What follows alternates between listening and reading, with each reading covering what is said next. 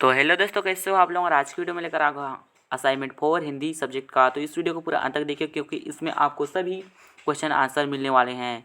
तो इसमें लिखा है प्रश्न 1 दिया गया है पद्यांश का भावार्थ। तो डिस्क्रिप्शन में आपको 10 लाइक के अंदर आपको डिस्क्रिप्शन में इसका PDF लिंक देखने को मिल जाएगा। तो वीडियो को लाइक कर देना, चैनल को सब्सक्राइब कर देना अगर नहीं किया है तो, क्योंकि मैं 10 चीज़ से रिलेटेड वीडियो बहुत ज़्यादा डालने वाला हूँ। तो इसमें पहला है, निर्झर में गति है, यौवन है, वह आगे बढ़ता जाता है, धुन सिर्फ एक है चलने की, वह अपनी मस्ती में गाता, बाधा के रोड़ों से लड़ता, वन के पेड़ों से टकराता, बढ़ता चट्टानों पर चढ़ता, चलता यौवन से मत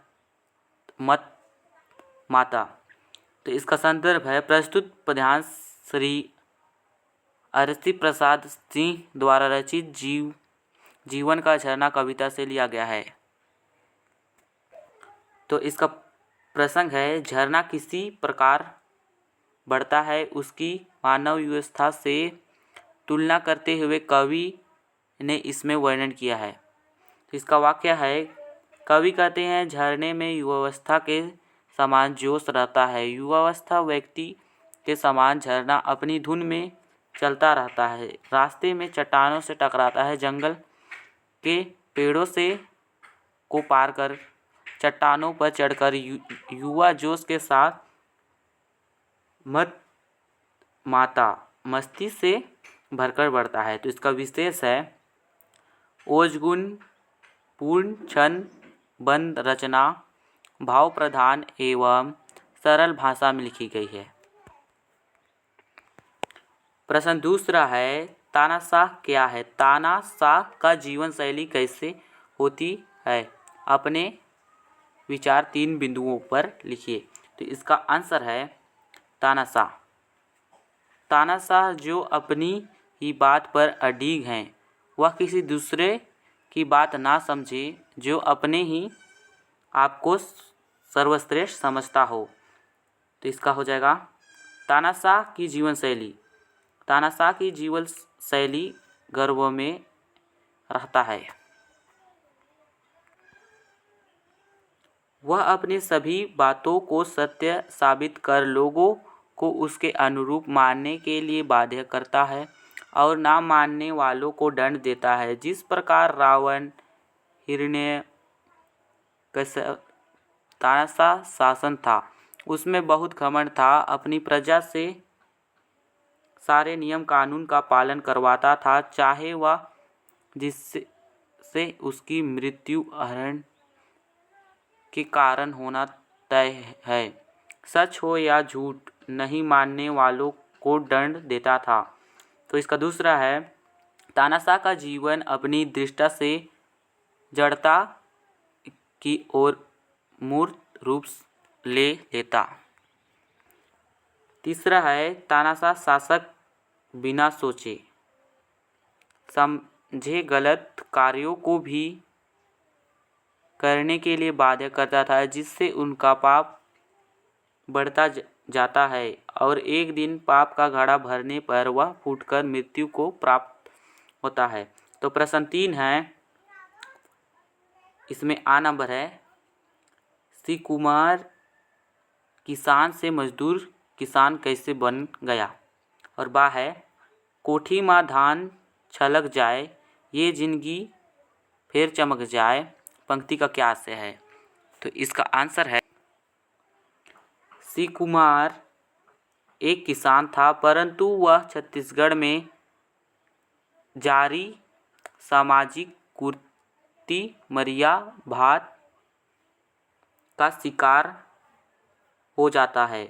उसके पिता जिसने उसे पाला था, लकवा के कारण उसकी मृत्यु हो जाती है। गांव की पंचायत में प्रार्थना करने पर भी मंच उसके विरुद्ध मरिया भात खिलाने की बात तय करते हैं। वह एक गरीब किसान था, उसके पास परिवार के गुजारे के लिए एकमात्र उसकी थोड़ी सी भूमि थी।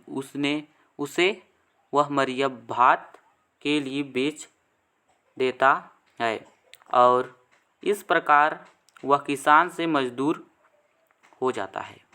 और बा है उपरोक्त पंक्ति के माध्यम से कवि यह कहना चाहते हैं कि हम अपने भीतर सकारात्मक का संचार करें जिससे हमें प्रेरणा मिले और हम विश्वास के साथ परिश्रम के साथ आगे बढ़ें। अपने भीतर के अवसाद को ख़त्म कर अपनी मेहनत से अपने जीवन को प्रकाशित करें, उसे एक नई दिशा दें। प्रश्न चौथा है, दिए गए किसी एक विषय पर लगभग 200 से 300 शब्दों में निबंध लिखना है। पहला है इंटरनेट आज की आवश्यकता और दूसरा है स्वच्छता अभियान की महत्वपूर्ण भूमिका, विद्यार्थियों की भूमिका। तो इसमें पहला है, तो हम इसमें लिखे हैं इंटरनेट आज की आवश्यकता। तो इसका है कंप्यूटर का शाब्दिक अर्थ गणक या गणना करने वाला होता है। कंप्यूटर एक इलेक्ट्रॉनिक मशीन है जो संचालनकर्ता के निर्देश का क्रमबद्ध तरीकों से पालन करता। यह मैकेनिकल इलेक्ट्रॉनिक्स का संयुक्त रूप है। यह डाटा को ग्रहण करता, एकत्रित करता और क्रियान्वित कर अर्थपूर्ण डाटा में परिवर्तित करता है। इंटरनेट का परिचय। इंटरनेट अत्याधुनिक संचार प्रौद्योगिकी है जिसमें अनगिनत कंप्यूटर एक नेटवर्क से जुड़े होते हैं। इंटरनेट ने कोई सॉफ्टवेयर या और ना कोई प्रोग्राम, अपितु यह तो एक ऐसा स्थान है जहां अनेक सूचनाएं एकत्रित रहती है। हजारों नेटवर्क का एक नेटवर्क इंटरनेट कहलाता है। दुनिया के किसी भी कोने से सूचनाओं का आदान प्रदान चंद सेकंडों में किया जाने वाला कंप्यूटर कार्य इंटरनेट कहलाता है। तो इसका यहाँ लाभ है। इंटरनेट से लाभ। पहला, इंटरनेट द्वारा व्यवसाय, स्टॉक मार्केट, शिक्षा, चिकित्सा, मौसम, खेलकूद आदि किसी भी क्षेत्र से संबंधित जानकारी तुरंत प्राप्त की जा सकती है। दूसरा है मन से निर्मित कोई समस्या का विचार विषयक जानकारी भी प्राप्त कर सकते हैं। इंटरनेट के द्वारा टेलीफोन का उपयोग, ईमेल भेजना व प्राप्त करना, ई-कॉमर्स द्वारा दुनिया के किसी भी कोने से व्यापार करने का कार्य किया जा सकता है। हमारे व्यक्तिगत, सामाजिक, कार्यालय, औद्योगिक, शिक्षा, संस्कृति, राजनीतिक आदि सभी क्षेत्रों में इंटरनेट का उपयोग है। तो इसका है उपसंहार।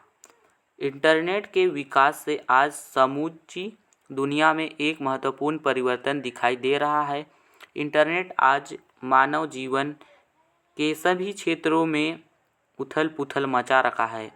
व्यवसाय, स्टॉक मार्केट, शिक्षा, चिकित्सा, परिवहन, मौसम, खेल कूद, डाक, तार, न्याय, पुलिस आदि से लेकर शासकीय एवं प्रशासकीय कार्यों में सूचना का आदान प्रदान कर रहा है।